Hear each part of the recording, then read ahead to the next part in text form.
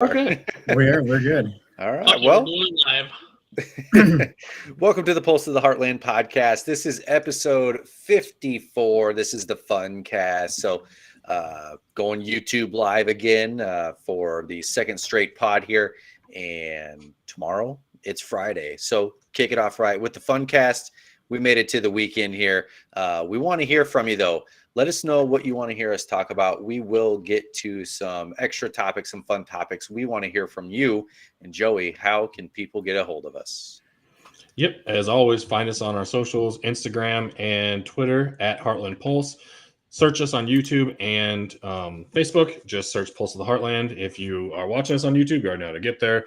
And you can also find us on Twitter when we do these live recordings.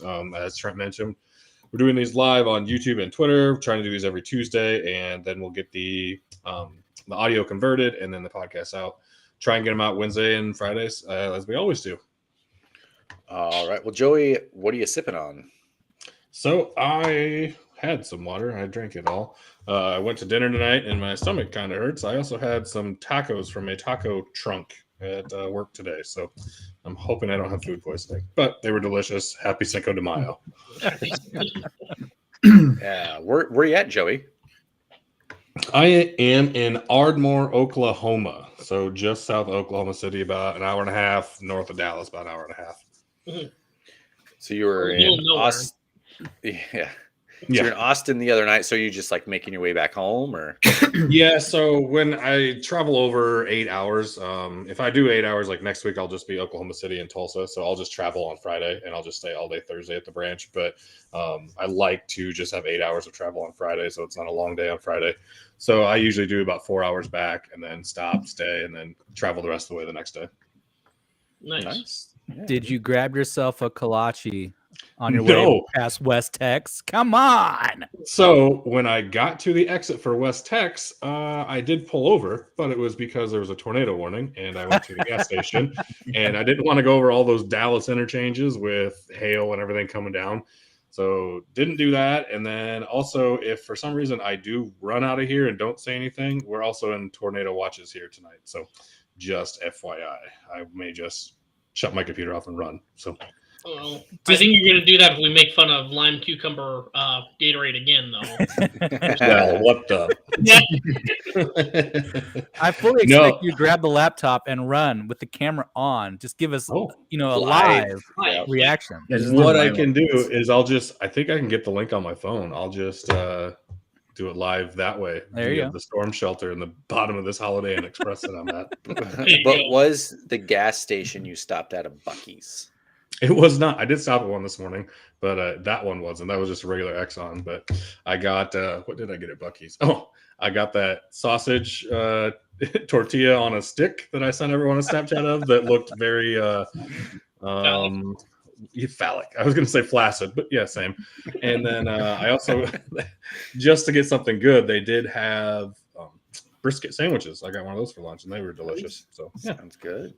Yeah. And then this evening for Cinco de Mayo, went to go visit all the nice Mexican restaurants here in town, the local ones, and they were all packed. And I went to another restaurant that I had maybe my most uncomfortable dining experience ever. So we can talk about that later once we get around for everyone's drinking. But it was not great. I'm pretty sure I saw at least 3 incidents of sexual assault. So awesome.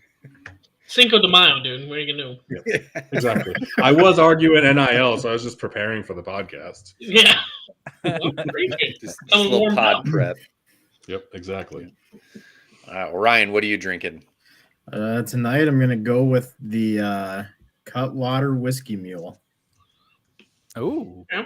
Nice. Going a little different here. You had it before? Never I think I have, but I can't remember. It's been a couple of years if I have. It wasn't very crisp, but it was loud. Oh, that's pretty damn good. How many alloys? We'll give it a 4 alloys. 4 alloys. All right. So I don't think we ever did. The sound was a 2 alloy, and the taste is a 4. So on the alloy scale, did we ever say what the alloys were? I don't think we ever did. Like, were they a 0 on the scale and everything is just going up? The sound was so good. That's why we got the alloy scale in the first place. Yeah, I So don't it was like remember the sound right. was like 10 alloys. The taste was like negative 2.7. Yeah. Yeah, I don't the best think thing we about ever those ranked the drinks was taste. when you opened it and the sound came out. That was Yeah. it. Yeah, after that, it was But- really disappointing. But if you recall, it depended on what sip you were on. The first and third were pretty good. The second and fourth weren't so good. So Odds and evens. yeah, I don't know if I got to the fourth on mine. It was pretty terrible. such a pansy. Yeah, sorry. What are you drinking tonight? Me? Yeah. Bush Light. Ooh, you must not be on call. Not tonight. In my Clark's. This one's for Clark.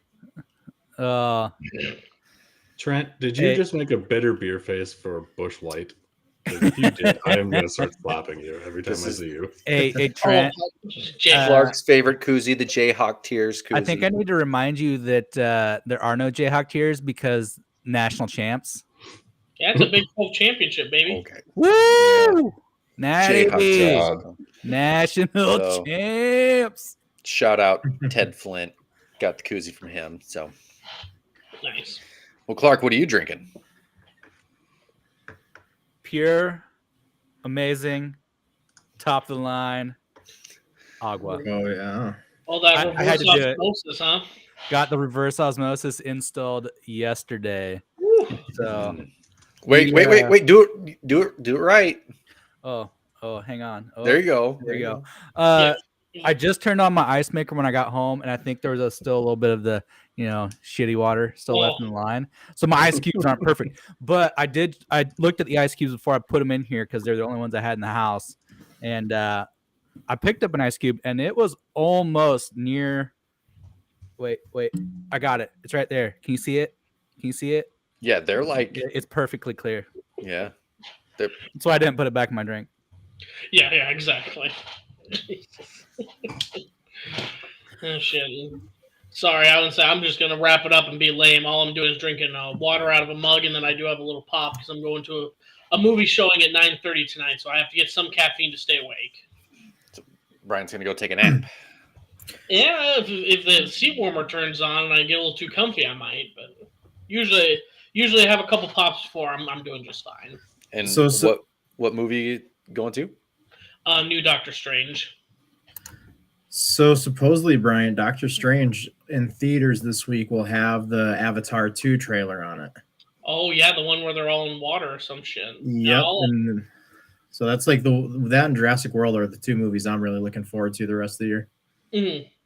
No, but I forgot about Avatar. The Sam Worthington actually joked about how he was saying like, in the first movie I was in a wheelchair. By the time we get to the fifth movie, I probably will be in a wheelchair for real. Like I don't have a choice. It's not a character thing. So, Yeah. It sounds like it's actually going to happen this year.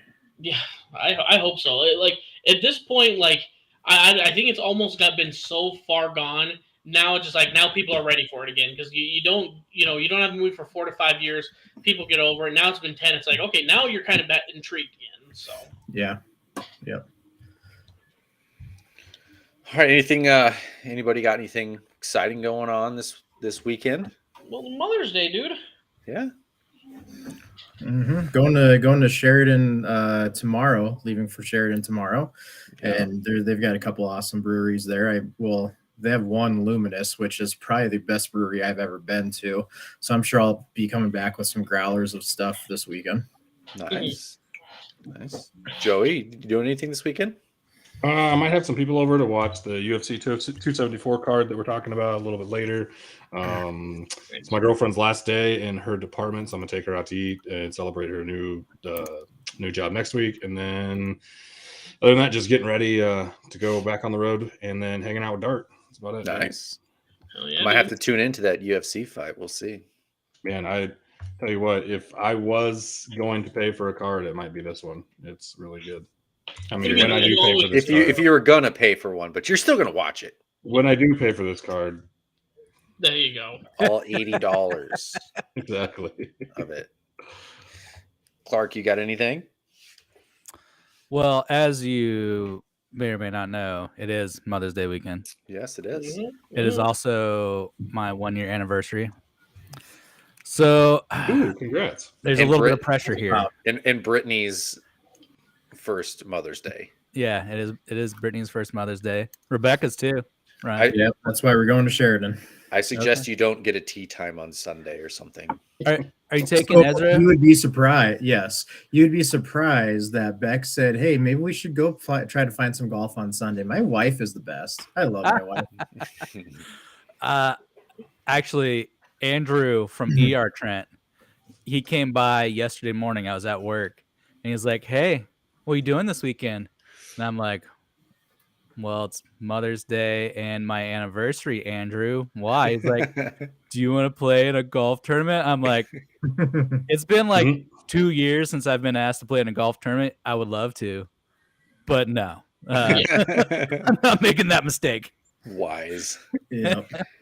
Yeah, it's the Vince Garcia too. It's like, oh, that one's good. Dang it. Yeah, that's a Yeah. fun one. Yeah. Bryant, got anything going on? I don't know, just going back home. I'm sure for a Mother's Day gift, we'll go and do some go up to like Fort Dodge, go to Earl May or something, get mom some flowers, and have to plant those around the house. And then I don't know. I got to get some brake pads, and I'm gonna be fixing my car's brakes this weekend. Well, not me, my brother, but getting that done because it's been getting bad. Like it's getting to the point where I'm slowly instead of driving and braking at each intersection, I'm just slowly gliding, just so any little tap of the brake, I'm just gonna try and glide through all these greens and slow through these stop signs. It's I'm getting that worried about it. So just flying through red lights. Yeah. Still greens, yellows. I'm flying through them. Yeah, it ain't good. Perfect. Joey's gonna try to get over being sexually assaulted. Yep. So it wasn't me. I mean, Oh, it wasn't you. I Okay, I was gonna say you should have been flattered, really. No, I just witnessed it. If I got sexually assaulted, something's going on. That's really bad. Too early in the evening. They had a couple more margaritas. All of a sudden, they might be coming up on you. Well, I mean, I suppose I could just jump into this, but yeah, I was sitting there, and when I first got there, I got nachos and a Bud Light, hanging out, and I'm not going to name the place because I'm going to make some serious allegations here. So anyway, this old dude sits down. They turn on basketball and instantly starts talking about how college athletes shouldn't be paid, and I'm like, oh Jesus. Well, I'm not like that. I was like, why do you think that? And he's like, well, those pretty little things of women, they should just have to go work at the strip clubs, and then blah, blah, blah. Dabo Sweeney said it's bad, blah, blah, blah. Nick Saban, blah, blah, blah. Al Sharpton's the only reason black kids get paid. I'm like, Jesus. All right, I'm done talking to you. And as I'm doing this, I shit you not, the bar manager rubs up or goes up and gets right next to at least 3 of the bartenders and touches them inappropriately. And then the manager for the whole restaurant says that he has to have a mature chat with one of the bartenders outside, and she's like, I don't want to go out there with you alone. And he's like, oh, you need to. And I am not sure what happened after that. I took my bill and left, and I was like, no, I am not comfortable with anything that just happened at this restaurant. So yeah, Jeez. Sorry to ruin everyone's Fridays, but that was just the here's our worst fun thing. cast. Yeah, how fun. Woo, he's having fun was now. Yeah. Not those waitresses, that's for sure. Anyway, yeah. So this is We why see that- Oh, go this ahead. restaurant had seats open on Cinco de Mayo, huh? It was a Hispanic restaurant that had a DJ and was throwing a bunch of parties, and the only people in there were me, that old dude arguing NIL, and a couple cops that were finishing up their meal before they left. So yeah, not a very happening I hope place. they're off duty. Jesus Christ, they not witnessing any crimes there. It looks like Exactly. So I'm sure Trent and Clark can probably vouch for this too, but we see a lot of inappropriate stuff in healthcare, especially coming from patients. Patients think they have the right to do whatever they should, and it doesn't work. It doesn't work well. So yeah, I mean, I'm sure every industry has this crap.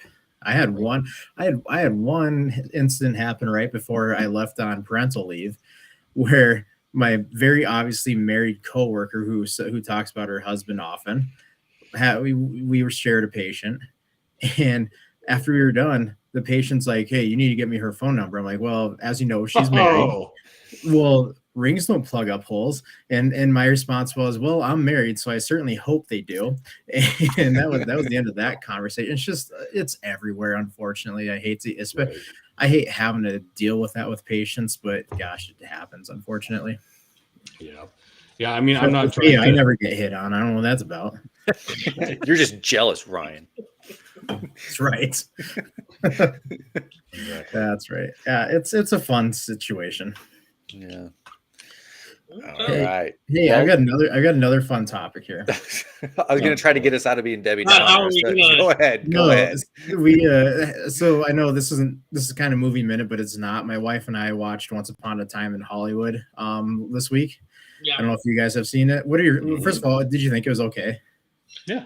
I enjoyed it. I know a lot of people think it was too long or it wasn't a satisfying ending. I don't know. I thought it worked out the way he did it. It was all right. I love Brad Pitt and those type of characters. Like he Mhm. plays that type of character so well. So one of my favorite is him in Inglourious Bastards. He's so damn funny in Inglourious Oh, right. Bastards. But anyway, so let's go to the conversation of cults because this was kind of around the Manson cults and stuff like that. Isn't that a very interesting topic? Oh, yeah. We've talked about ghosts and stuff. Let's talk about cults for a second here, right? Colts. I think Yeah. said Colts like Indianapolis Colts. I was like, Yeah, like Jim Irsay and Yeah. I was getting all warmed up for some more Matt Ryan talk, if that's what Yeah, we were doing. yeah. So, no, I don't have a whole lot on that, but there's one that's near where I live. Actually, is right by a golf course. I was a member at. Yeah. I think Trent has seen the compound. I've shown it to him. He's just whatever. The cult compound by that golf course. Oh, yeah. In Spearfish. Yes. So I think the FBI actually made them sell their compound like 2 years ago, but it sold for like 40 million or something like that, and they moved out to the country even further. But it's just a crazy thing. I have a coworker that was actually part of that at one point too. So her and I have had conversations on that, and yeah, I don't know if you guys are interested in all that stuff, but I love transplants from others. What's Katrina saying? yeah, there? there's our transplants for inquiring Mother's minds Day. would like to know. Our No. transplants. No, I would say that the only speaking of like that movie and like the Colts and stuff, that was probably just for the movie for 1 second. That was probably one of the most satisfying endings because we all know what happened in real life and Mhm. seeing the reverse of what actually happened to it, where he just beat the shit out of those three. I guess I don't even know what the cult was called, but beating the shit out of three of those. It was the Manson one. Manson one, yeah. And then Yep. Leo pulls out the flamethrower that he gets just like a prop. I thought that was a satisfying enough ending to go through the 2.5 hour movie. Yeah, there were Yeah. some parts that I'm like, oh, this is whatever type of movie. But yeah, the end there, just the killing of the hippies and all that stuff, that was so funny. So funny. Mhm. So Yeah. Katrina here, she explained what she must have been doing voice to text or something because Boomer. yeah, she just texted, dude, Siri sucks. So we didn't get around to my plans. She must want to know what my plans are for her for Mother's Day She because wants to transplant something. Mm-hmm. Yeah, I thought maybe you got her like flowers or something that you had to plant. I was like, oh, well Well, that's kind of cool. Good for you. so I guess here's our plans for Mother's Day. I'll probably throw something on the smoker. But I said, how about for Mother's Day, I go get your dad's tiller. We till up because she wants a garden. I'll till up a little piece of the yard. You can try a garden because she keeps giving me all these plans she wants to do for a garden. And I keep saying, no, go put it in your dad's garden. Mm-hmm. So finally, I told her that we can just till up a little patch of our yard for a garden. And I'll be taking care of it by mid-June. That's How how big it of an works. area? I said, what? How big of an area? I don't know. Well, We'll You- look, Big enough, Brian. we'll get the tiller, and when I'm done tilling, I'll know. I will It's know. not about the size, Brian. It's what you can fit in it. yeah, exactly. So, and I keep telling her, I'm like, I don't want to take care of this. So, Mm-hmm. Yeah. I had that talk about our landscaping. Guess what I'm doing? Mm-hmm. Mhm. Did you get done Yep. with the sheetrock? What's that? You get done with the sheetrock yet? I did yesterday. Okay. I did. I need to do the taping and the puttying, but I am done with that. Yeah. I have all of my fingers still. Only Ooh. lost Yeah, two. Only lost Playing. 2 toes. I'm good. Wait, you lost toes sheetrocking? I hope this is a joke because if not, Yes. none of my drunken notes while we're playing golf can ever help you with construction again. If that's what happened. No, I didn't have any sort of injury, but the weird thing is I woke up this morning and I asked Beck if I was sleepwalking, and she goes, "Why?" I go, "I got a piece of my finger missing off my knuckle there.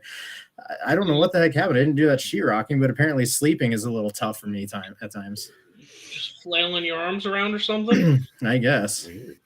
I did that with my knuckles last week. I took there's a satellite dish on our roof and I wanted it gone. So I went up on the roof and, with the ratchet, those like 6-inch lag bolts in your roof, like that ratchet would like slip off the bolt. And like, I just dragged my knuckles across the shingles and just scraped them up pretty good.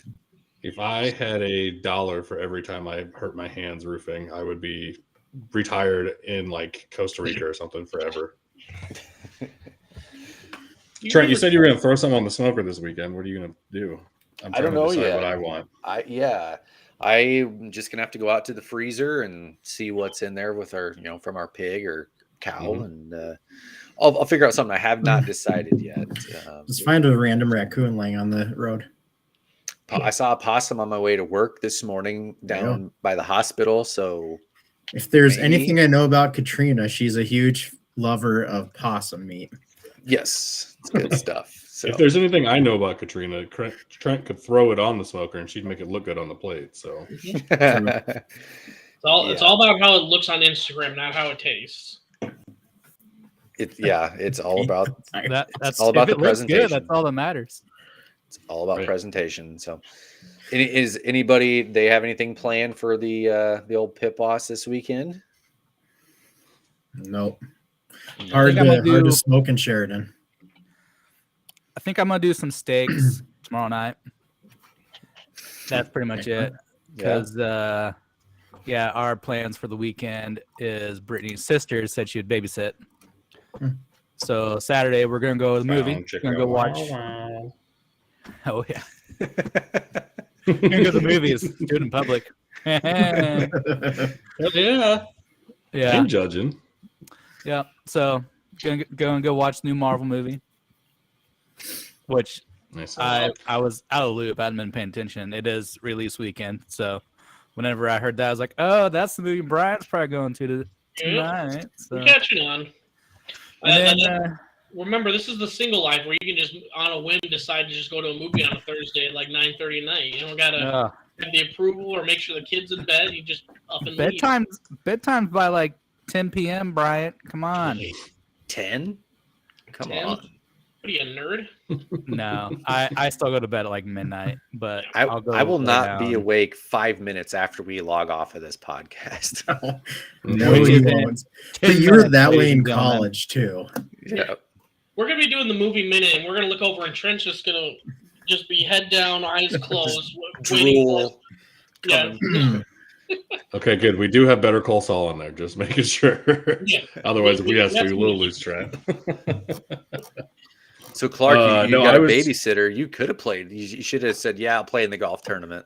Well, the golf tournament's in the morning, and then she's coming over in the afternoon.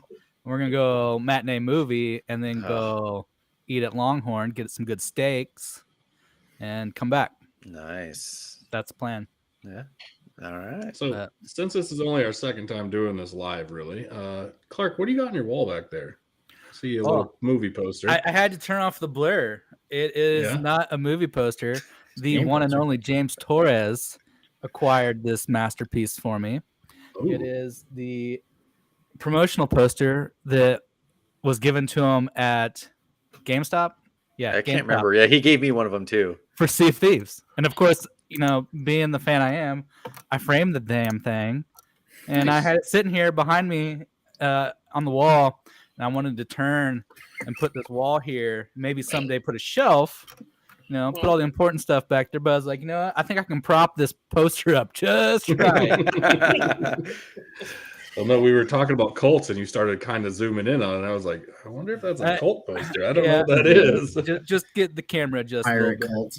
Get her down. We spent way too many hours of our life playing that game. I think we spent like 1,000 hours in a year or something playing Sea of Thieves. Yeah, it was a lot. Yeah, I need to get me like a little stand or something that I can set my bottle like right here. That'll be perfect. Yeah, you guys make me realize how little there's in my. I need to have like a couple flags in the back, something to. I'm just very gray. I don't know. There's nothing to look at in my. You got some like perfect space. Get you a little Kansas City Chiefs. Get you a little KU. No, get you a Barstool flag. Really make you look like a fraternity. You know the bad thing is my Iowa State flag is a Barstool one. It's got the state of Iowa red and yellow with the Barstool logo right in the freaking middle. I just got the hotel background. That's where magic happens. I think when I'm finished with my garage, I'm going to make my workbench into a studio also. So I'll just be potting in the garage every week. I'm kind of surprised Joey doesn't have the neon lights. It's not like he's parked across from the strip club again. I don't have to be directly in front of the TV this time. And still not have the internet work. So Joey's not at a rave. And Clark, welcome back to Earth from the surface of the sun. Oh man, why is dark theme not default for everything? It's amazing. Yeah, I agree with that. I can't, I can't remember the last time when I've had not dark mode because one time it was like 3 a.m. Wake up, you look at your phone, and just the light of God hits your fucking eyes. Yeah, dark mode everything. I agree 100%. Yeah. And I think Rachel there says that you need a Saturday is for the boys flag, Bryant. If I didn't have to get my step stool and get my flag, I could just put it up while you guys are talking about smoking weed. I mean, got nothing else going on. So, Bryant, what are you throwing in the Instant Pot? Come on. I'm going home. We'll go to some restaurant. I'll pay for it. That's what a good son does. So I don't know what restaurant though. My Casablanca in Fort Dodge, maybe Taco Tico. I don't know. Some real fancy. There you go. Tico. All right. Anybody else? Rochelle. I was like, who is Rachel? I said it wrong. It's Rochelle. Apologies. Damn it, I was trying to figure out who Rachel was too. I was like, oh, we got another follower. Rochelle. Speaking of weird ass, sorry, Rochelle, you're not a weird ass follower, but Kevin, every time that motherfucker responds to something to me or to the Pulse of the Heartland, we're getting these Asian bots that are liking his stuff, and like Kevin, whenever he like says some shit to me on Twitter. Hold on, I'll go to it. But it's like apostrophe Lee likes his response to you or some shit. And I click on it, and it's it's not appropriate. Those are all his Asian bot friends. Is this how he wins everything? He just has tons of bots that are beautiful Asian women. Multiple entries. That is the key. Yeah, they're looking for hot American takes, Joey. Come on. And speaking of Kevin, we've got a tea time on Saturday. Oh, do you? Yeah. Gonna be bros, bro golfers. Where are you playing at? B-Town. Oh, nice. He's going to your home turf, huh? You got home field advantage this time? Yep. He'll be playing out of the trees. Excellent. Yeah. Let me screen share here, Ryan. I'll show you guys have some money on the game? No. He's my 2-man partner in a couple weeks, so we gotta get practice round in. Now, Trent, did your practice round have helicopters watching you? Yes. Whoa, Kevin. What are you doing here, bud? This is Kevin's follower. One of like 3. What's he doing here? Hey, is that she's got a good taste in the food. They liked Applebee's wings. I think she's only got 29 tweets. So I think she's real, but I'm not sure. She's from Thailand. Oh, is this Joe? Are you sharing your screen, Joey? Is that what's going on here? I am, yeah. Okay. Follower. Well, hopefully Kevin's watching today. Kevin's Asian bots that wins him all the golf prizes online. So we know his secret. I feel like our social media person should be having him informed about this. Is this what Rochelle is referring to as Kevin's waifus? Yes, Yep. hide waifus. And I learned a lot about my brother today. Thanks, Rochelle. Yeah, you guys, but yeah, Trent, you and Kevin got some money on the game this week. You got about 40 mil or so laying on the. Yeah, so we're going to lose that in one day. It only took Phil Mickelson 4 years to lose $40 million That is in gambling. absolutely nuts. No How wonder can you be so bad at it? I don't get it. you gotta coming be from you, terrible. What? Is that coming from you? How can someone be so bad at gambling? That's what I'm saying. If I was down a fraction of that, I would have stopped. Yeah. That's awful. Consider his career earnings. You hit 1 million, done. 5 million. Okay, let's back it. I mean, That's 40 10 million. million a year we're talking about over. Yeah, that's Losing. So that's just over like a 4-year period that was investigated, correct? Yes. Yes. So probably more. Mm-hmm. Yeah, probably. I would guess more. There's probably a reason he's not allowed in Vegas. So that's an average of in 1 year, 10 million a year, 40 million over 4 years. That's an average of losing $27,397 a day. Did you see that? Did you see that Tiger gets taxed $60,000 a day For his earnings? Jealous. between his earnings, his spot? I mean, he makes a shit ton of money from Nike and all that. So his sponsorship money, he's got investments in everything. So yeah, he's paying $60,000 a day on. It was a day or a week, whatever. Either way, he's spending a ton of money on taxes. Mm-hmm. Well, like you said, though, he's got those investments. He's making it just back. I think Tiger will be just fine. I think he'll be fine. And so now he's I think Trent, we're gonna plan on doing another PGA champion. The PGA Championship's coming up on the 20th or around the 20th, something like that. So I think we're gonna be doing a preview for that. Correct? Correct. We'll do one like that, like we did the Masters. And we might invite Kevin back, depending on if his bots show up. Yeah. But he went Tiger. He's looking like he's going to be playing in that again. It's in Tulsa at Southern Hills Country Club. He went and played a practice round there last week, and apparently with him playing practice rounds, helicopters decided to just go flying over the course and record him practicing now. Yes, he said they showed up like on hole 6th. Isn't that nuts? I mean, that's you don't see that at football practices. I mean, but to go flying a helicopter low enough at a golf course to be able to see a guy practicing, that's just stupid. Yeah, PGA Championship May 19th through the 22nd. So keep an eye out for YouTube Live that week. Yep, we'll preview that. Give us our picks. They should have known they didn't need a helicopter. They could have just gone to the nearest Waffle House and waited for him. Yeah, but you can't see him swing very well. Oh. Yeah. Oh, and then that led to did you see the whole Patrick Reed linked account getting pissed off about it too, Trent? Yes, I did. Yeah, because go ahead. So yeah, Tiger did the practice round. The guy that caddied for him was the head pro at the golf course. And so an account that's linked to Patrick Reed, who does a lot of updates for him, is like, oh, it must be nice that the head pro gives you information on the course, secret information on the course. And so he was just pissed that Tiger got preferential treatment. Well, number one, he's freaking Tiger Woods. Number two, any PGA Tour professional, especially one that's won a major like Patrick Reed, could get the exact same treatment. I've gone and played in tournaments at courses like USGA tournaments and stuff like that at courses. And every time I've walked into the clubhouse and the head pro's been there, they've been super friendly and very helpful to tell you anything you want, ask any questions you want. So it's just petty crap again. I think the key is just to not be an asshole. Yeah. Well, Yeah, that's it. Patrick Reed doesn't know anything about that. That's tough for him to do. Yeah. So I don't know if you saw this. This just happened today. I did not see the ruling at the Wells Fargo Championship. It was a shot that Sergio Garcia had, and he said, "I cannot wait to leave this tour." And I'm sure the tour is okay with him leaving too. Yeah, you've got it so rough on the PGA Tour. Good luck, dude. Well, now we understand why Phil wants that blood money. Yeah, well, he needs it. Mm-hmm. keep up with all those bets he's putting on the Texas Longhorns, win the Natty. Of course he's going to lose. Or have draft picks, or do anything remotely irrelevant. Yeah. Next There's no way year's losing again.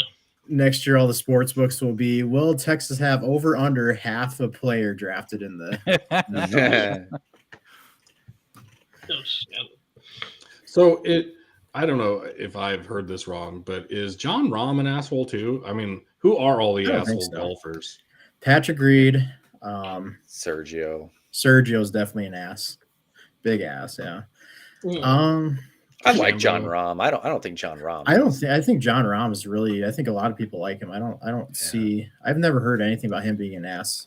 I don't know if the dude's an asshole, but a lot of people don't like Kevin Na because he plays so slow. I think Bryson is pretty well disliked in the PGA. I don't know if there's a long list of assholes. Rory Sabatini, I think, is kind of an asshole, but he's been an asshole for like 30 years. Okay. I think for the most part, it's a pretty tight-knit group in the PGA. I don't really think there's a lot of these younger guys, especially like Spieth and Fowler and Justin Thomas. A lot of them are like best buds off the course. So you'll see them doing vacations to Mexico and stuff like that together. Spring break. They're all big friends with each other. I know when we were younger, Phil was always disliked. Phil was always his nickname was Fig Jam when I was younger. I know that. Fig Jam? Fuck, I'm great. Just ask me. Oh. Yeah, Phil didn't become liked until the last couple of years when he got big on social media, and he kind of ruined that with one tweet, Yeah. You know who's big on getting bigger on social media now, and I hate that I'm like, is Tom Brady. Yes. The latest TikTok he just put out was like, it was like Justin Bieber. It's like a trend. He's like, name your most controversial take or something, and he goes up and he goes, you guys, I think the tuck rule might have been a fumble. And it's just like, yeah, man, like, more freaking likable. Like, just admit. Like, I want you to almost be an asshole and say, no, it wasn't a fumble and stick to it the rest of your life. But nope, he's humble and he goes, we might have benefited off of that one. Admits it 20 years later. But you get him away from Belichick. He's a pretty funny dude. Yeah. No, sorry. Go ahead. I said, did anyone else watch that Tuck Rule documentary on the 30 for 30 with him and, what's this guy's name? It doesn't matter. The guy that played for the Raiders, but how the trajectory after that changed both their careers and stuff. No, I haven't seen it. Yep. So there's a 30 for 30 about the tuck rule, and on there he's adamant that it wasn't a fumble. So it's pretty damn cool. Interesting. Charles Woodson, might be. Anyway, sorry, just wondered. Oh, Charles Woodson had a pretty good career anyway. Mm-hmm. Yeah. But he was saying that the Raiders were that damn good that they could have won multiple in a row. Like, that's what they thought in the locker room, that they were that good. And then the tuck rule happened, and Brady and Belichick just went on their run. So they think that roles got completely reversed after that rule. So if the tuck rule would have went the other way, Tom Brady'd be homeless right now. Everything. Giselle would have never happened. Yeah. Well, what he said, he's like, I'm not sure I would have even started that next year, because if I wouldn't have led them to winning, because they won that Super Bowl, he's like, I probably wouldn't have been solidified as the starter and probably wouldn't play for my job. And everyone knows how Bill is. He's just going to go with whoever. Well, Drew Bledsoe would have been starting again. Yeah, maybe. Yeah, I think if you, like you said, I think if you would have had maybe like you get to the AFC Championship, maybe it gets to the point where it's like Tom or Drew, but yeah, anything less than that, you're probably going Drew immediately. So yep. I guess it's pretty interesting. If you do get a chance to check out a 30 for 30, Brady drops an F-bomb in it, actually. So I was really impressed with that. Yeah. No, not frick. The whole damn thing. The whole 9 fuck. All right. Well, let's jump into the UFC 274. That's coming up on Saturday. Joey already kind of hit on that. Said he's going to be watching. I think I will probably watch if I can stay up that late. We'll see. But Joey, I'll let you take it away here. Yeah, I won't go into too much detail with it because it's just a big ass card, and a lot of people already know the storylines behind it. I mean, it starts off the very first fight of the main card has Donald Cerrone versus Joe Lozon. If you've watched UFC in the last 20 years, you know exactly who those two are. So that's going to be a banger. They like to just put on a lot of good fights, so that'll be good. The next one has a former champion of Mauricio Shogun Hua, as most people know him, versus Ovid St. Preux, another former title contender at 205. Another should be action packed. They're both getting up there in age, so hopefully they just bring it. But then from then on out, it's just going to be fire fights. You have Michael Chandler versus Tony Ferguson, probably for a number one contender fight. Probably the winner of that will probably get the winner of the main event in this card. So it's kind of Tony Ferguson's last hurrah. He kind of went at Dana White on a press conference the other day, and Michael Chandler has come over from Bellator and hasn't been amazing. So I'm not saying this is a do or die fight for either one, but there is some words being said between them and the UFC. So I could see the loser of this possibly getting cut, not because of how good they are, but just because of other shit going on outside. But then we get into the two co-main and main events, and you have Rose Namajunas versus Carla Esparza for the women's strawweight title.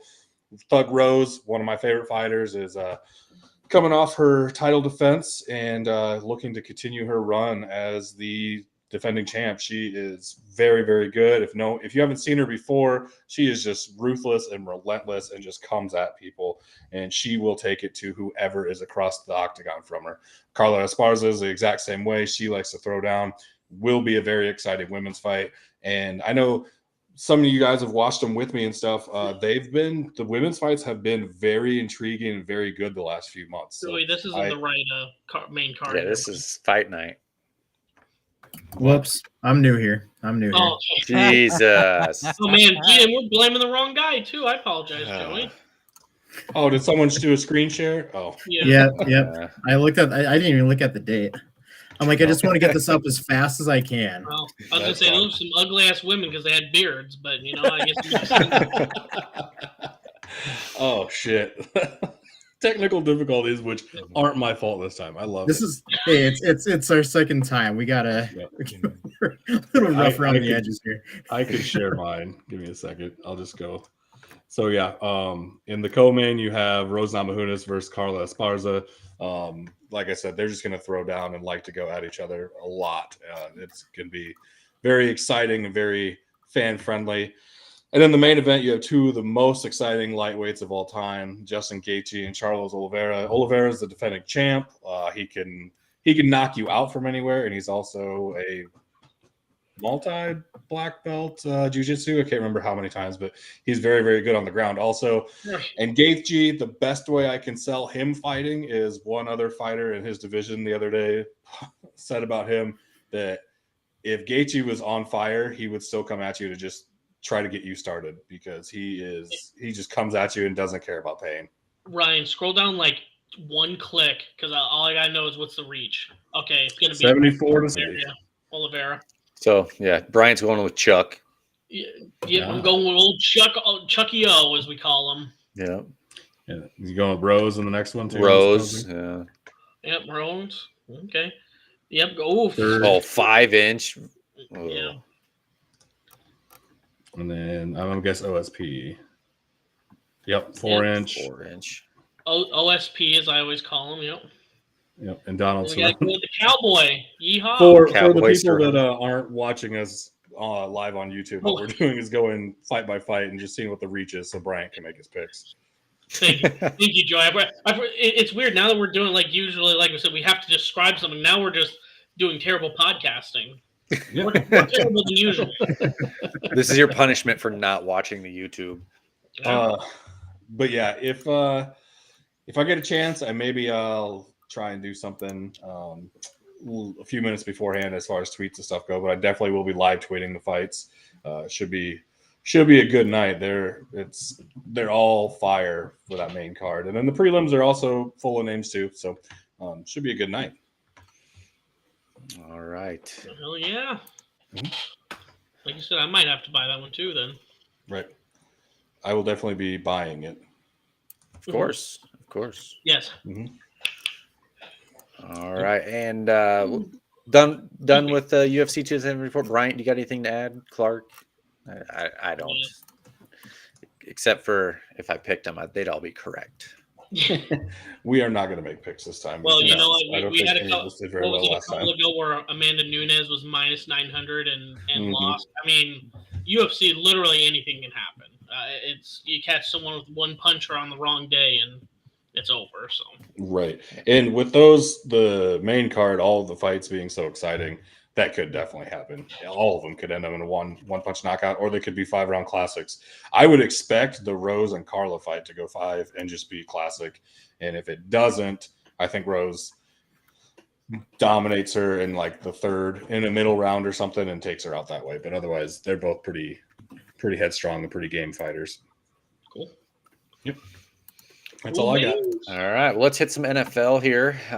Ryan Tannehill said something a little controversial the other day about Malik Willis. Said he's not going to mentor him. So I don't know if Ryan Tannehill thinks he's. What's that? I said, is that kind of controversial? I've been kind of when I first heard it, I thought it was, and then I'm kind of like leaning like, I don't know. What do you think, Trent? I don't know. I mean, he's your teammate. Like, mentor him. And you're afraid he's going to take your job? Well, don't suck. You know? Yeah, it's that easy. See that's where it's kind of like. Exactly, like Tannehill. I know what he's thinking. His is going. My job is be the best pro I can be, which unfortunately is gets you to what, maybe the second round of the playoffs. So I don't know. Like I said, it just comes off as defensive, and I think maybe he just said it wrong. Because like it really isn't his job. But anyone with like their PR experience knows like, hey, we'll bring this guy in and do the best we can. You don't just say no. My job isn't to mentor him. You're an asshole. I know Brett Favre said the same thing about Aaron Rodgers, and Tannehill is no Brett Favre. Yeah. Well, Brett Favre couldn't play wide receiver in college. There's also a point where Ryan Tannehill is an NFL vet. Malik Willis is now a rookie. And it tends to be the thought that, hey, the vets are going to share their knowledge, help these rookies get up to speed, be the best players they can so they can contribute to the team. And Ryan Tannehill is like, that guy's threatening my job. Fuck him. I ain't going to do it. That's how I take it, is that he doesn't think he's good enough to beat Malik Willis if he helps him. That's my take. That's the way I took it too. Yeah. So did you see Kurt Warner came out and said any of you young quarterbacks coming into the league need mentoring? Come to me. The American underdog himself said it. Yep. That's Iowa nice. Joy, you're shaking your head there. What are you thinking? Just that movie. Oh. not Kurt Warner, but the movie. God. Probably wasn't. I didn't see that movie, but it couldn't have been as bad as what's the Sean Payton one? Oh, yeah, that's what I was saying. Kevin James. No, Kevin James. It's not even the same stratosphere. Like it's a small bit of like Christianity, like through Jesus, I powered through this strike. But like it's a majority just a football movie. It isn't like Friday Night Lights are the greatest thing, but it is far above Kevin James and Rob Schneider puke and fart jokes. That's for damn sure. Well, that makes the whole movie. That's what I want to see. I did say though that was the best part of. How can we not remember that? We made fun of that movie so much. The best part was him making that the new husband of his ex-wife and just a complete cock. That was the funniest thing. I laughed at the whole thing. Just Rob Schneider. I'm enjoying this new technology, guys. Yeah, I like it. Just randomly Sean Payton. Can you get the screenshot of Kevin James's like I shit my pants face as him as the Saints coach? It might take me a little bit to find that one, but just so everyone knows, we discovered that we can screen share everything tonight. So this one's going long for sure. Yep. As we grow and figure things out, this is only going to get better or worse, however you want to see it. But we'll be here. Yeah, we'll still be here regardless. Yeah. Hey, I may have found it. Hold on. second. Oh, you're good. No, I was going to say just back to Give me- Tannehill real quick so I don't get too far off the rails. You know, speaking as a Chiefs fan, we got pretty spoiled with Alex Smith being, and again, he was a one-of-one guy, and he was brought in, and he was a solid contributor for that one. The face. But Alex Smith was a solid contributor for 4 years, brought us to the playoffs, brought that winning culture. We draft a QB, and he knows he couldn't throw the ball deep anymore. He knew that his time was kind of running out, and you know what he did? He was a solid leader, and it speaks probably more to him as a person than a QB. But he brought in Mahomes, mentored him for that year, and you know the Chiefs wouldn't be where we are without Alex Smith being as good of a leader as he was. Yep. So, sorry, I had to stick up for my boy. Yeah. Then, so you also have on here RG3. Is he coming back? Is he gonna? I saw that today on PTI when I was sitting at the bar. He ran a 4.78 So I mean, was this in the run rich run thing? What? Yes. Oh, I don't know. Maybe it was. Yeah, because like it was RG3, Mike Vick, who else? I don't know. Other older NFL players ran the 40. Yeah, and RG3 runs a 4.78. Who put in here? Supposedly teams are calling him, and then also Kaepernick's also working out for teams. So yeah, hell, this could be a year of the comeback. And change his stipulations and need to get paid, top 5 money for not playing for 5 years. Cap, forget about him, dude. I put up the quarterback that RG3 keeps dissing, but is still in the league. Yeah, that was another 2 quarterback drafted year. The Kirk in the 4th, wasn't it? And RG3 in the first. Yep. I don't know. Was he the number 1? No, Andrew Luck was number 1 that year, wasn't he? Yeah. And both of them are not in the league anymore. It's crazy. I always think, we always joke about Iowa being tight end U, and there's different like Penn State linebacker U, LSU, DBU. Is Michigan State backup quarterback U other than Kirk Cousins? Because they had like Brian Hoyer. They had a run where every backup quarterback was a Spartan at one point. Yeah, basically. Yeah. I mean, I would love for Iowa State to have something like if we were punter U, I'd be ecstatic. Have something that we're known for, Soon to be running back U, right, Trent? That's right. Mm-hmm. Exactly. David Montgomery to Breece Hall to Jarrell Brock. Yeah, if Jarrell Rock pans out, Matt Campbell might just be a running back whisperer. I don't know. Yeah. He's like the Lincoln Riley, but for running backs. Mm-hmm. Yeah. Where does what's his next job where he gets all those running backs too? Is that gonna be Texas? Yeah. Oh. Any open job. I mean, I heard Urban Meyer rumored to Texas today on Texas radio as I'm driving. I'm like, I hope that guy doesn't get another job. Jesus. I would be shocked because like Texas, as much as we shit on Sark, they're somewhat consistent right now. They have a coach that's rehabilitating. I mean, the last thing we know about Urban Meyer is he's fingering some butthole in a bar, and he's not going with his team. Why would they even want to invite that into that already chaotic locker room? Okay. I don't know. Maybe they just like butthole fingering in Texas. I don't know. This is a weird podcast. I love this. Yeah. Welcome to the Funcast. Yeah, that's why it's Funcast, Joey. We were talking about sexual assault earlier, and now butthole fingering.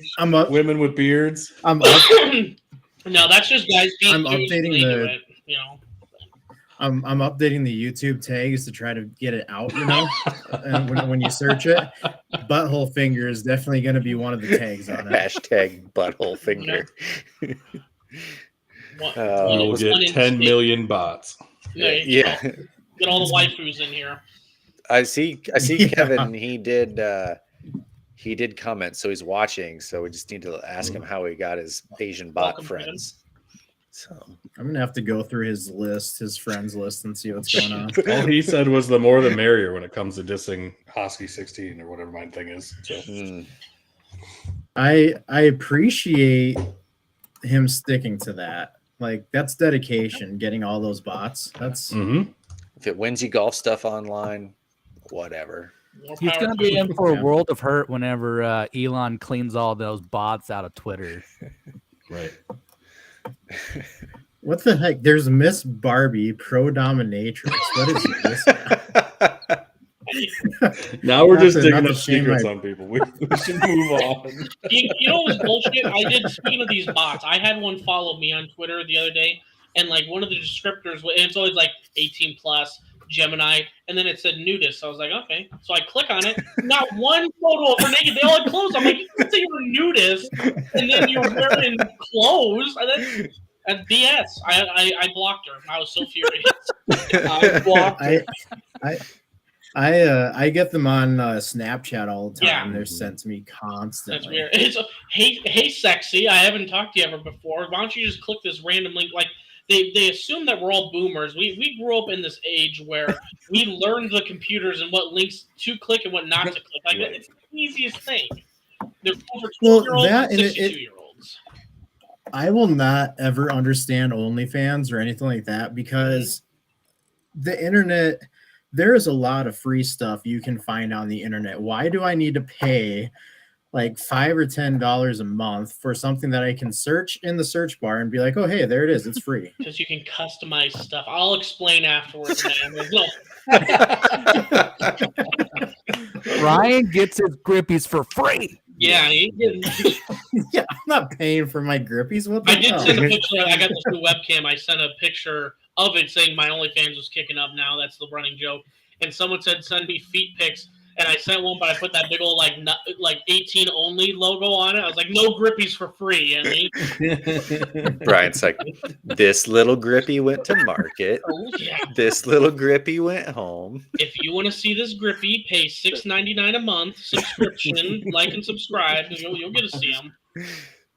It's funny you bring up the boomer part, Brian, because I remember when my dad first got his Chromebook and I'm not prefacing this with he was looking at porn, but like he clicks on every little advertisement that comes up, and Chromebook specifically says like, you know, they're the most virus protected.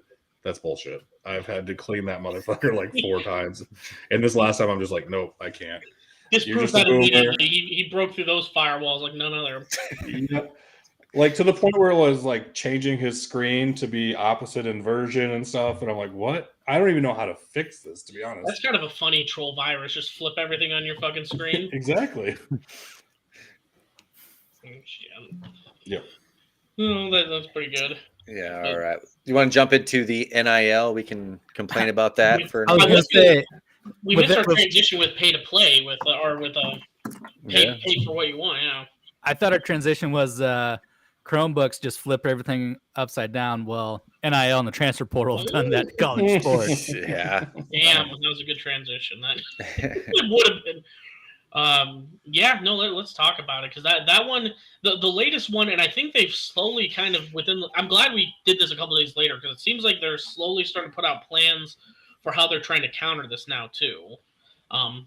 But I would say I guess I'll just jump into it. But I did note that so right now we've talked about NIL and transfer portal and instant, and we know for the next couple of years it's going to be hectic. But there's currently 2,000 athletes that are in this portal right now. And I think I put the link in the bottom here. It's interesting. You can kind of look. I mean, it's like NFL free agency. Literally, you can just look up any athlete in football, basketball, and look them up. But one of the top ones going on right now is Jordan Addison, a wide receiver from Pitt. So he had Kenny Pickett thrown to him last year. He, and obviously, if you're a starting wide receiver, you don't want to go from an NFL quarterback to some schmuck. Well, Pitt brought in that USC quarterback Kendon Slovis to kind of help out with the skill gap there. And it seems that out of nowhere, this Addison just like right before the cutoff he was put himself into the portal. And even before he's in the portal, there is NIL deal leaks of him making upwards of $3 million to go specifically to USC. So I don't know. It seems a little until they can figure out it's under the table kind of like we've talked about. Hey, if you go to a certain school or you go into the transfer portal, we got this $3 million offer, but you have to leave. I hate that they can contact you when you were on a roster. Like if this guy decides, hey, I'm hitting the transfer portal, and then he's a free agent, go ahead. But when you're on that other team's roster, you should not be able to be contacted by other schools. That is tampering, and I hate it. Well, it's not the 100%. schools, it's the collectives and it's the actual NIL boosters, however you want to call it. They're the ones that are offering. So USC can go, well, I don't know. It wasn't the school officially covered or giving the offer. It's these. I don't know if it was a collective specifically or a company agent, whatever you want to call it, but there's no regulations. So just as long as it wasn't Lincoln Riley, here's $3 million, school can't be hit with anything. Related to that topic, the one post you shared today that really made me laugh was when a coach said that the NIL pissing him off because boosters are offering kids money that he doesn't even want on the team. Yeah. They have no need for this position, and all of a sudden, it's like, well, I'll get $300 million if I go to, who cares, Michigan State, and they go, we don't fucking want the kid. Yeah. Well, and there just they have to get tampering regulations in place. I mean, because like even in the NBA and stuff, teams get, if like say two people have the same agent, like Steph Curry and whoever else, if Under Armour talks to someone else on behalf of the Golden State Warriors, you know, that's tampering. So they have to get that stuff taken care of and dried up. It's just, it's frustrating because it's progressed to the point where the NCAA lost control of everything and have been fighting. And the people have just, if they would have just taken a progressive stand with this a decade ago, there'd be things in place and stuff, regulations where shit like this wasn't happening. So it sucks as a consumer of the product that it's to this point. Do I want to see kids getting paid? Yes, I think they deserve it. I think they deserve a chunk of that pie that they're bringing in for their bodies and what they're putting themselves through, whether it be 1 year, 4 years, it doesn't matter. Do I think that they should just be getting outlandish stuff and they should be able to be putting schools in a bidding war and shit? No, I think there needs to be rules and regulations as you would in any workplace. Yeah. The one thing about these athletes right now in my business mind is, you're in the Wild West right now. Get as much fucking money as you can. That Tennessee 5-star QB, that $8 million for 4 years, get that money while you can, because I think surely enough there's going to be a cap and they're going to get this sorted out. And I'm just going to be optimistic and say within 4 to 5 years where we can finally get it regulated and sorted out. But right now, Wild West, and you have the opportunity, fucking bring it on, I guess.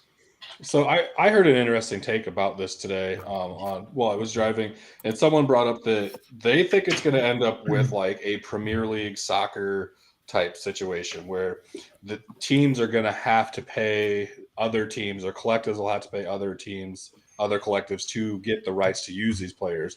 And they'll also have like a Power 32 structure of like 32 big teams and then another sub layer, and they can do it's not regulation. What's that called? Relegation, where they and stuff like that. And that, to me, as an American that doesn't watch a lot of soccer, international soccer, it still doesn't quite make a lot of sense to me. But I just thought that was interesting that if someone wants to go to a school and they want to transfer out, that team, and it will also make teams that the team that they're on will have to pay rights for that to the other teams. So it'll also make teams pick and choose kids better, I think, and make better judgments on who they bring in. They kind of talked about that a little bit when we were doing conference realignment, because they're talking about the SEC wasn't done when they were at 16. Like they're talking about bringing in Ohio State and Michigan, like some of these bigger Big Ten schools, specifically to make like Mega League or like 24 teams or something. And honestly, if it moved to that, I think if you could, you still got, say the SEC went to 24 teams to take Ohio State, Michigan, Penn State, Notre Dame, and you're just minor league now. You can pay these kids the millions of dollars, whatever it is, and it's separate from true college football. I think you could make that work, but I'm gonna have to agree with that though. I see that that's exactly where it's going. Where now these kids, now everyone can get paid, but it's not gonna be enough for some. Well, how can they compete? Well, let's make our own league, Division 4 or whatever, and then this is the paid league or something. Right. Yep. I don't know. Yeah, we'll see where this ends up. Honestly, I think the sooner that the NCAA is not involved anymore, the better it's going to be, because then the schools can start making their own, forming their own groups and deciding things, and things will move faster without having to trudge through that mud swamp of a hellhole that is the NCAA. Red tape and everything else. Yep. Yep. Nope, I agree. Yep. It's funny we've been talking about all these kids that are getting all these deals. Did you see this? James Worthy turned down a 7-figure NIL deal to stay at Texas. I saw that. So Because Texas is giving him more. I was just gonna say, like it made this kid sound like noble. It's like, well, he turned down this 7-figure number by another school. It's like, so he told Texas he was getting 1 million, they offered 1.2 or something. Like there's no way how all the money's flying around. You're noble and just turn it down and take your 50,000 from Horns with Hearts or whatever the fuck it's called.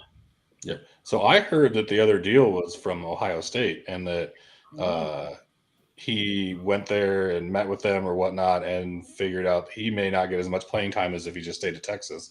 So he wanted to stay at Texas and be the big star. So that's like, if he actually went there and met with him, like if he steps Bullshit. foot on that campus, Yep. and I'm the coach of Texas, I cut him. Yep. Like, That's bullshit. You're done. Like that's terrible. There should be a suspension with that, and there should be a fine for Ohio State. I mean, yeah, just like in the professional league tamperings. Yeah. No, I agree with that. Well, guys, I think slowly but surely we're figuring out this NIL and how to fix it for America. So Did we we'll just have her fix figured this? out. Did we just fix it? Yeah. Oh, again, Pulse of the Heartland fixes everything. yeah, It's the Wild West right now, and we're the pioneers getting ready to settle it down, baby. Well, right. one thing I kind of alluded to it earlier, and I think this is kind of what you're alluding to as well, Joey. But like, so the coaches, like with this kind of regulation, and like I said, going off campus and going to Ohio State, they're proposing that there's windows that you can enter. Not, like it's basically been since the end of the season to now. It's just the Wild West open season. They want to change it where the recruiting periods in late November to December. There's a separate window between the end of the regular season and the postseason. At the end of the postseason, you can enter. With bowl games and everything else. Then it stops until April 15th to May 1st. That the spring kind of recruiting season. It's another 3-week period because a lot of these coaches and what they're having issues with is they've been decimated and they haven't been able to do their recruiting to fill these positions. And then, well, kind of like Iowa State, I always speak to them because it's the one I keep up with. We have a set roster. We had 3 spring practices and a game for any other school. They go, they have these 3 spring practices. They set their lineups, and all of a sudden, a guy that was supposed to be a set starter all of a sudden bolts for just enters a transfer portal out of nowhere. Well, fuck, you've been working with setting this roster for how long, and now in last minute you guys pulls the rug out from underneath it, and you're having to. They've been limited apparently in the number of scholarships they could work with as well in this time. They've only been able to work with like 25 in the spring. They want to change it where you can use all of your, I think it's like 80 or 85 scholarships the whole time, because if you're not going to have these windows, it's going to there's just chaos. You can't keep up with the entering and leaving with the little time that you have with the transfer portal since it's so immediate. And so then once this on NIL stuff gets going, like there just won't be scholarships, right? Like they're just going to have a player team cap, like. Whoa, you mean they're gonna have to pay for their school now, Joey? Right. I honestly, they should. If they're getting paid, like, why wouldn't they? I don't know if they're not. I think they still get the scholarship, don't they? Oof. With the NIL stuff. Right now. Mm-hmm. Yeah, right now. But I agree. You sign an NIL deal over let's just say $250,000, because $100,000 that's a good chunk of your money's going straight to the school. But like, say you sign something over this $250,000, because we've seen plenty of 7 figures already. Why should you be on scholarship? You're making $250,000 to fucking play. You're a professional at that point. Yep. And they should just be treated like every other student then. And if their academics are good enough to get them scholarships, then you can get a scholarship academically, just not via the sports program. Yeah, I agree with that. And it's not to like help these poor universities that are, it's Right. a scholarship for someone else that isn't getting that NIL money, or move these scholarships from football over to a women's sport or a smaller men's sport that's not a moneymaker. So something. And it can also help trickle down scholarships to kids that need it more, or kids that had never thought about going to college, and now all of a sudden there's more money to give to academic scholarships, and they can just go to school. you know. Joy, I love that Reaganism there by you with the trickle down economics. Or what if? I did drive by Reagan Boulevard today in Dallas, so that's where that came It's from. rubbing off on you. Or Sorry, what if that was a they bad don't? restaurant, never mind. They don't pay these athletes, and the people that are going to pay the athletes just give money to the school for scholarships for normal people. Yeah. I mean, Those people that we call the boosters, Trent. yes. That's what they used to do. Right. But they would give it to the school, and then the school would spend it on facilities to entice new recruits to come to their school. So it's coming full circle now. That's why these schools like LSU end up with the locker rooms they have. You know? With It's those fucking swiveling ridiculous. cameras to show you dancing. That's Yeah. Ryan's like, I LSU built a whole paid for freaking some of wing that locker room, baby. with mirrors on all the walls, with a I paid podium for in part the of that middle. championship. I don't care. Now that we're live, someone can do the Brian Kelly dancing. yeah. Hell yeah. Keep it going on. We don't need to put it up there. Joey's just going to do it. Yeah.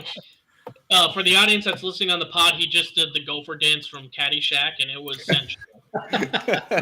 While spinning around in a computer chair. Yeah. with college news related to NIL today, Wichita State's AD got fired in a related matter because their job kind of with NIL, not their, like the AD in school are not supposed to be the ones setting up how these athletes are getting paid. Like, yes, the athletes can collect money for their name, image, and likeness, but the schools are still not supposed to be the ones paying them. It's all these collectives, so the boosters. So, like, the ADs for these schools are supposed to be the ones educating the boosters and how to set these up and make this happen. So, like, Wichita State's AD didn't do that for their boosters.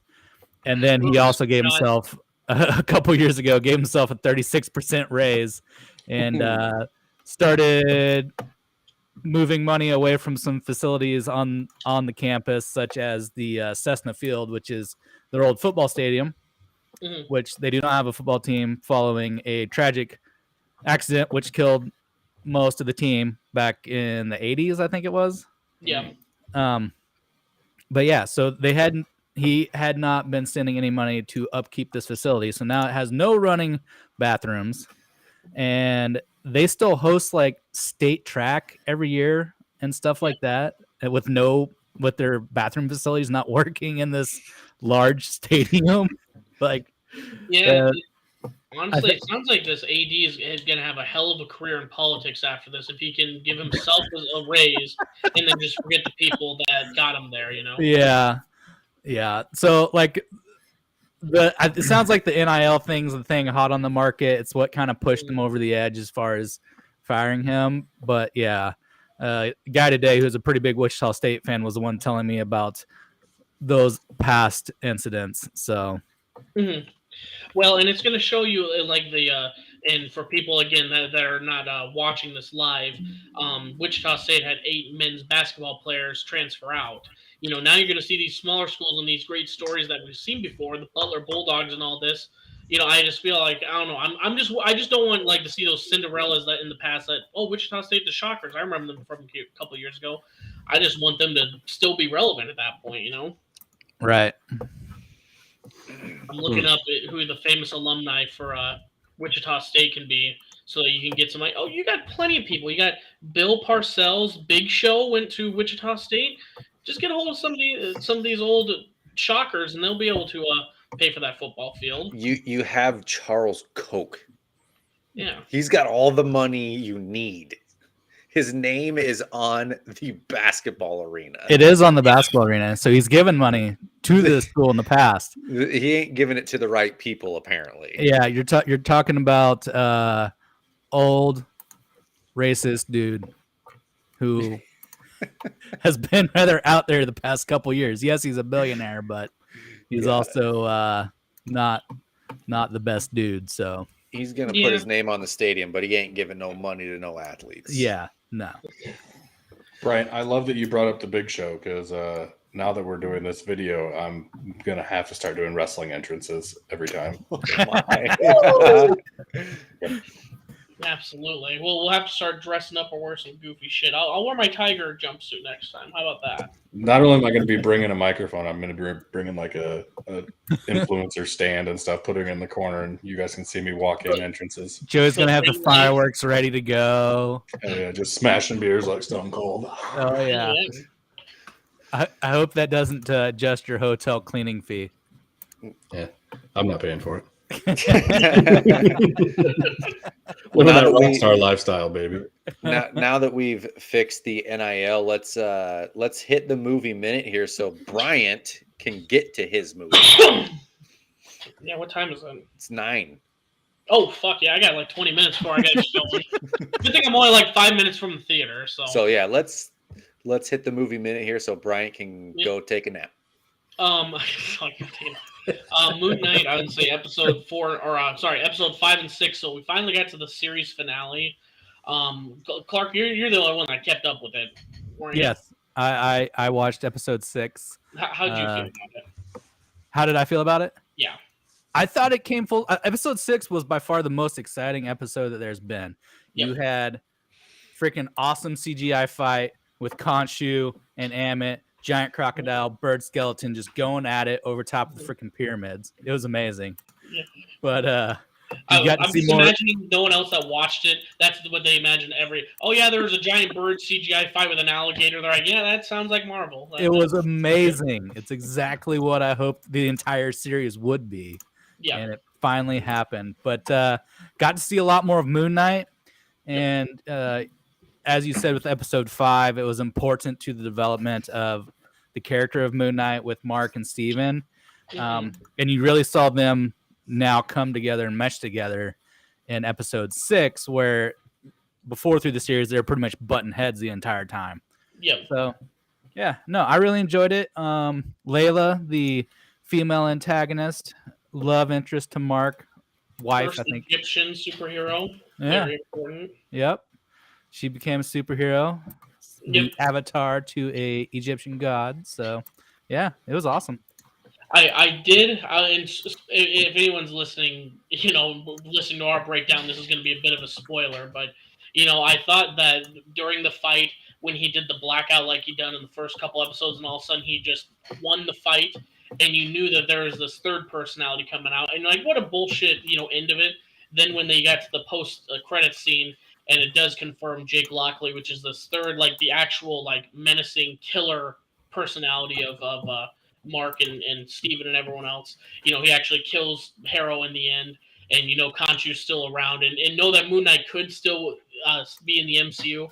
I did absolutely enjoy that, knowing that they really, and I someone pointed out, and it made sense, they really kept this one enclosed. They didn't include, like, oh, you're hulking out over there, or mention anything else about the blip, nothing about it. It was just its own contained story, and I liked it, but now that, like, with the post-credit scene, he potentially could be in future projects as well. Yeah, and it sounds like there's going to be a Moonlight 2, because in their social medias they announced the finale to the series at first, and then that tweet got changed to where it was the finale to the season.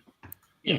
So I'm definitely down for a second season to see how they, now you have 2 people that are out, and you have the third personality that's back in.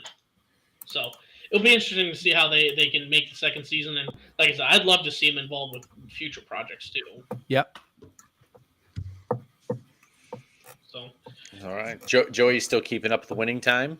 Oh hell yes, I am. Last episode was the beginning of the playoffs. They go into the Spencer Haywood cocaine addiction. I think they fictionalized. This is the first time I actually think that the show might have overstepped with the fictionalization and stuff, because I know that they kicked him out of practice in real life because he fell asleep due to coming down. But I don't think that it was as bad as what really they showed. But I don't know. They thought he was like dead for a second in the. Which right. I guess I've never been coming down from cocaine, so it could be very well be what it's like. Yeah, I don't know either. This was the first time I actually felt kind of uncomfortable watching the show. But again, maybe they really did do a good job, and that's actually what it's like. And you were supposed to be that uncomfortable. But this episode really hit home for me. Jerry Buss's mom passed away from cancer. Mhm. Lived that in real life. So I mean, it was a great episode and hit all the emotions where it should have. I really the more we've gotten into the season, I just want to make sure I get his name. His name is Solomon Hughes, who plays Kareem Abdul-Jabbar. Dude, he's been so awesome in this series. He's got that very stoic look, and he has the mannerisms down. But like so with Spencer Hayward with his cocaine addiction, the team takes a vote, and they have to decide if they want him on the team or not. And then they don't show you who votes for who or what the final count is, but it takes them to the locker room, and Kareem and Spencer they go through, they tell back and forth about how he grew up poor in Mississippi, and about the trials of being a black man. And you're always told that, oh, you're going to be special, but then why are we not treated as such, or we're treated like dirt? And Kareem just ends it and goes, because he was kind of stipulating to the two white coaches cut him. And Kareem goes, no, this was a team vote, and they voted you out. And he could have just ended it with that, but being the leader that he is, because Spencer knows that his one shot was because Kareem brought him in, and he told him, you get one shot. They do it. And Spencer goes, well, you did the best you can. And he looks him straight in the eye and goes, I was the deciding vote. You're out. And you can tell the anger in him, and the end of the episode, it's going to be interesting how they go about the next what is going to happen in the next episode. But I don't know. That just really stuck with me. Here's Kareem, this guy that reached out, gave him a shot, and he was enough of a leader to tell him, I'm the one that kicked you out, man, because you fucked up your chances.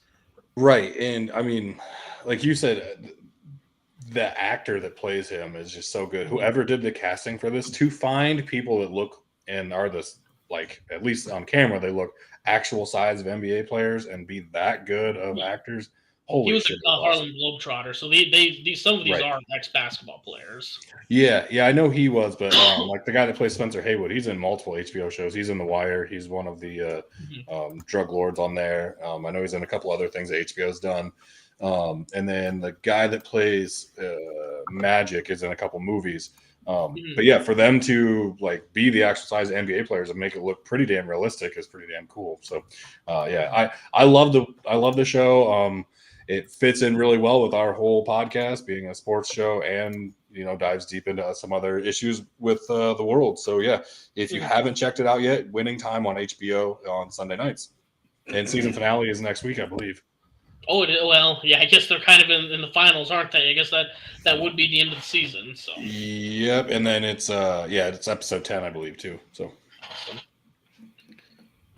So, well, I no offense, unless you guys got anything else, I'm gonna hop off so I can make my movie on time, because I haven't watched Better Call Saul. So, yeah, I'm gonna hop off. It was great chatting with you guys. Bye. See you, Bryant. Bye. Have a good weekend. You as well. All right, Trent. Fill us in on Better Call Saul. Guess I will fill you in to what's going on in Better Call Saul. Spoiler alert. Yep, plug your ears.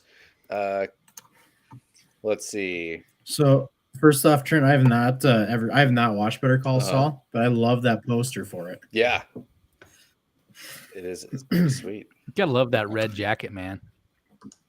Oh yeah. I am going to turn you all the way down so I don't get spoiled. Good. How do I was just sharing a picture here. Did that? I got it. You got it? There it is. So Better Call Saul. This episode, in the past Funcast, I've talked about what's going on with Nacho and the Salamancas and Gustavo Fring. Well, this episode really didn't have much of that at all. It was more Kim Wexler and Jimmy McGill, aka Saul Goodman. And in the past episodes, they were kind of showing Saul and Huel. I don't know if you remember his big bodyguard, Huel, lifted the keys to Howard Hamlin's Jaguar.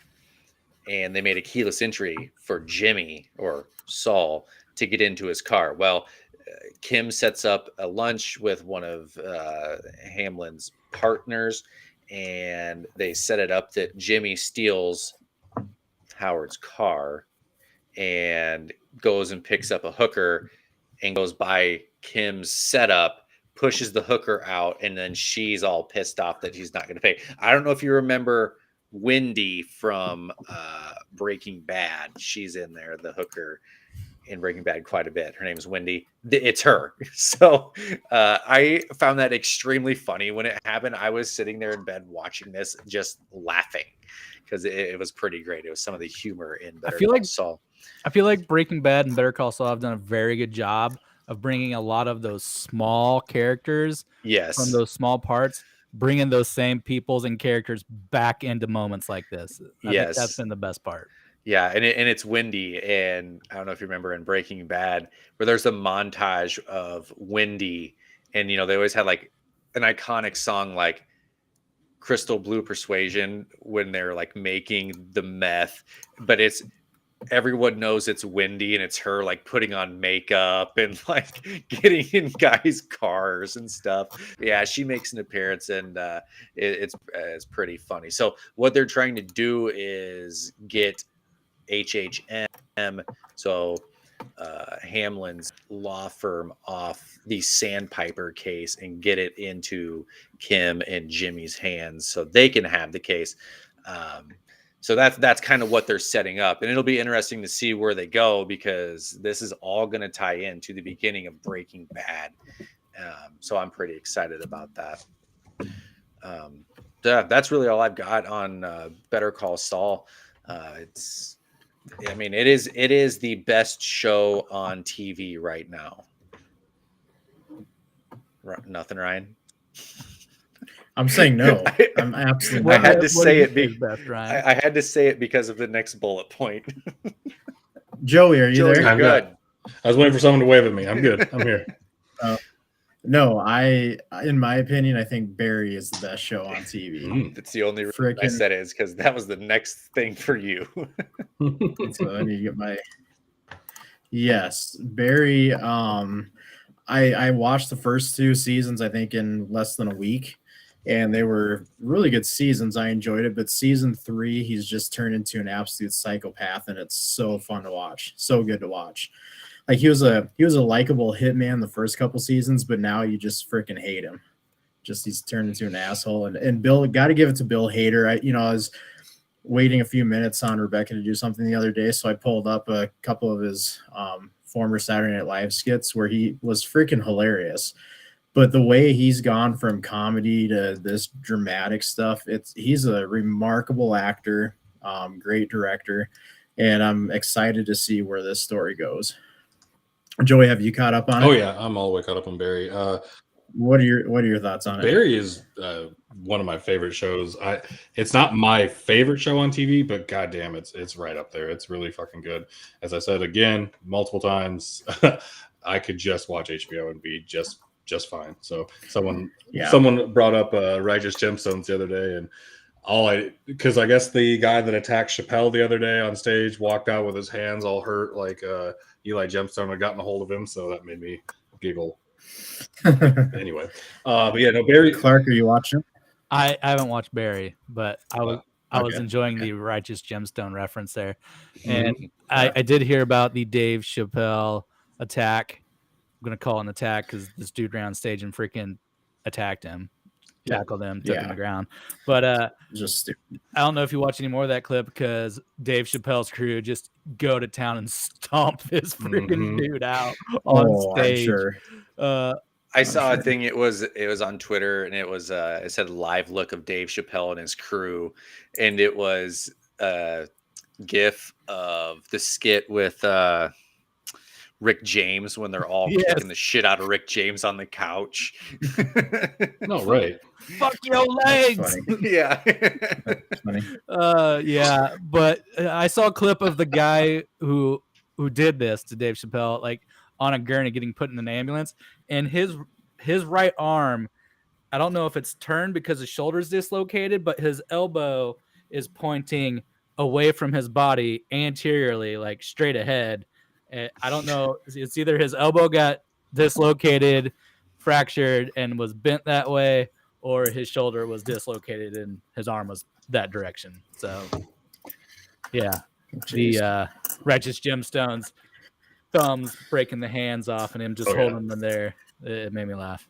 I was trying to think of what they called what his friend called him. I couldn't remember his wrestling name or whatnot. But yeah, anyway, getting back to Barry, it's really, really good.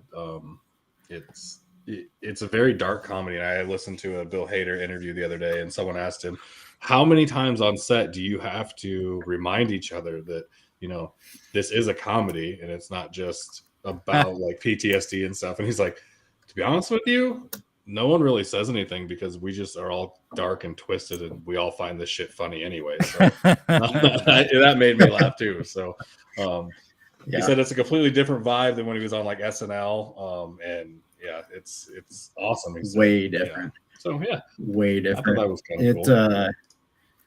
I mean, like I said, the first 2 seasons, you're like, okay, you kind of cheer for him. You want him to be, but it's been a complete 180 after what's it been 2-3 years since season 2 came out. So it's been a while, and I think I saw an interview where he said he wanted people to hate Barry now. Like he doesn't want people to feel sympathy for him. He's going to make it so people absolutely hate the character, and he is doing a great job of that. And it has the serious issues of PTSD. It has the serious issues of domestic violence. So yeah, there are some dark themes to it. But there are some pretty funny things too, like the couple breaking up and the lady saying you have too many dogs, and there's 30 dogs that go running by, and she's like, "Wait, what do you mean by that?" And there's still humor in it, but it's definitely getting darker, and it's definitely my type of vibe, though. I do enjoy darker things. Man, for better or worse. When he just straight up goes in and starts yelling at her, I was like, "Oh, this is not the same Barry. This is different." So no. And then at the end there, and I mean, spoilers, you guys probably haven't watched Barry if you haven't yet, but in the end there where he's sitting at the teacher's house, and he's sitting on the couch with his grandson doing the old Simpsons, come on over here, have a seat thing. Like, I just cannot wait to see what this next episode entails now that he's basically held him hostage to his family. Right, exactly. No, this was a great episode, and I'm glad that they're leaning into this darker part. So this is cool. Yep. Cousineau. That's his name. Cousineau. Yep. Trent, I'm just gonna put your Twitter scrolling up for everyone. Thanks. I think it's on PGA or something like that. Yeah, PGA Tour. Yeah. Nice. Pretty exciting. Yeah. All right. Well, anybody else got anything to add here? We want to wrap this thing up for the week. Real quick, they did drop the final teaser, or not final teaser, because the next one will be a full trailer for House of the Dragon, if anyone's a Game of Thrones fan, tonight. It comes out August 21st. Check it out. Gonna be that coming out. So yeah, I'm gonna watch that again as soon as we're done. All right. Clark, I finally beat Jedi Fallen Order. Oh, did you? I did. Congratulations. What a great game. Did you finish it on May the 4th? I did not. I finished it last What a hoser. But what a great game. I mean, I waited 3 years to play it. I mean, I guess it's kind of like Barry, I guess, to watch it. But yeah, what a great freaking game. Enjoyed it a lot. Yeah, I like it. It's great. And you know what? While you've taken your time to beat that game, there's probably been like 10 other amazing games come out that you're going to have to throw in the queue. So Nope. I'm playing Cyberpunk now. Oh, back to Cyberpunk for playthrough number 3. Nope. I'm sure I need to go through Game Pass now and see what's next. I saw NBA 2K22 is on Game Pass. Yesterday, along with MLB How Show. long does that take you to download there, Ryan? It's downloaded now. 2K22? Download overnight. Yeah. Ooh. So yeah, it's downloaded now. So we'll have to play one of these nights. Yeah, either Joe will get a hold of you. Oh, I shouldn't be speaking in third quarter or the third person. Either I'll get a hold of you drunkenly and want to play, or I'm usually have a running Sunday NBA 2K going. So if anyone wants to get that smoke, bring it. I call Golden State all the time. That's fine. Until you learn to shoot, I'll still whoop that ass. Give me Steph Curry just launching them from the half-court line. Like I told you the other night, it's not as easy as 2007. So It's been a while since I played, that's for sure. And that's video game talk. Exactly. All right. Well, let's wrap this thing up. I want to thank everybody for hanging out with us here. These YouTube lives are fun. That way we can kind of see each other and react to each other. So we'll probably just keep doing it.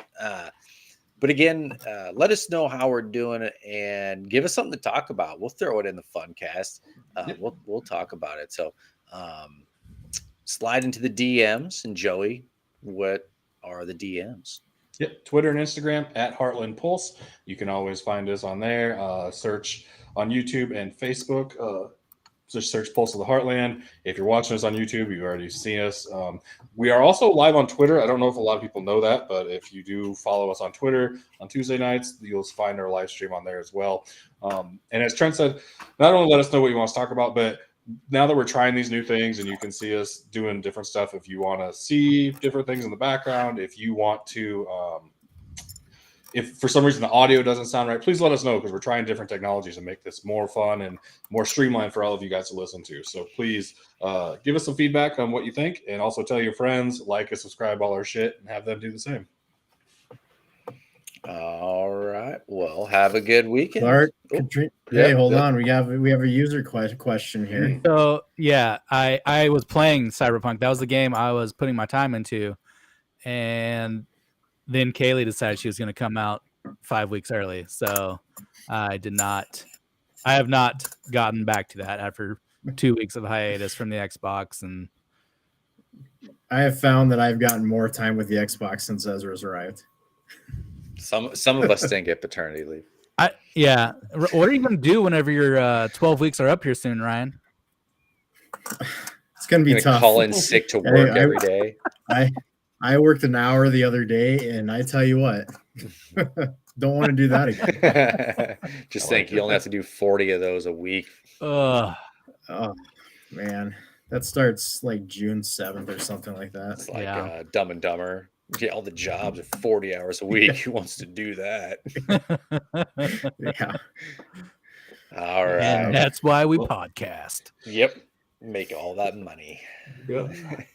Have a good weekend, everybody. Yep. And I want to just say special shout out to all the moms associated with the podcast, all the new ones, Katrina, Rochelle, Brian's mom, Crystal. Just Rochelle. What about mine, huh? Yeah. I said all the new ones. My wife. I said the new ones. Yeah. I got my bases covered. I ain't forgetting anybody. So all right. All right. Have a good weekend.